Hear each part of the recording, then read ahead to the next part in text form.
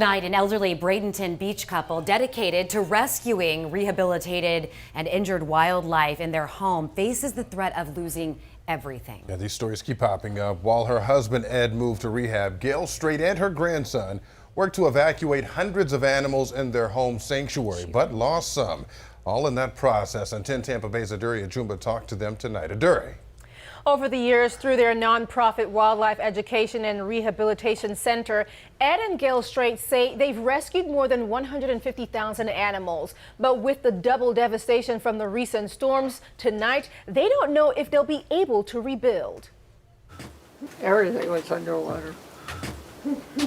After 34 years of turning their home of 54 years into an animal sanctuary, The front part is our house, although it always incorporates animals anyway, but the back part is specifically for the wildlife. Gail and Ed Straight and the animals they love are in a helpless spot. The beds got washed away, everything got washed away. We have nothing. I mean, we lost both of our cars, we lost all of our furniture, basically everything. I have no computer, I have no anything to contact people with. Overrun with mold, Ed, who's going through medical challenges, can't return home. And that's not stopping the influx of calls for distressed wildlife. We just had a call from somebody that apparently didn't know we had a hurricane here that has some little rabbits. Just because there's a storm doesn't mean that animals don't get hurt.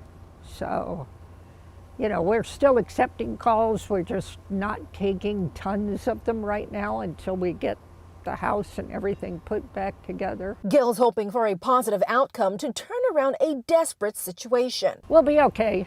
We'll survive. You just have to laugh it off. Everybody's doing it. We just happen to have the animals too.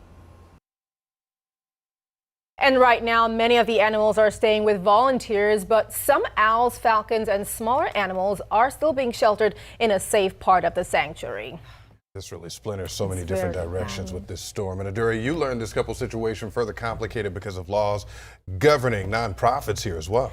That's right, Frank and Courtney. Now, it is slightly complicated because since their story has been making the rounds of the community, the Wildlife Inc. has gotten up to $38,000 in donations. But the problem here is that those checks and payments are made to the nonprofit, and by law, they must be used for the animals, like for food, medicals, or transportation. Now, since the animals don't own the home they're housed in, which belongs to Ed and Gail, donations for repairs or securing a new location, if it comes to that, have to be made to the individuals. And of course, we'll have those details for you on our website, 10tampabay.com.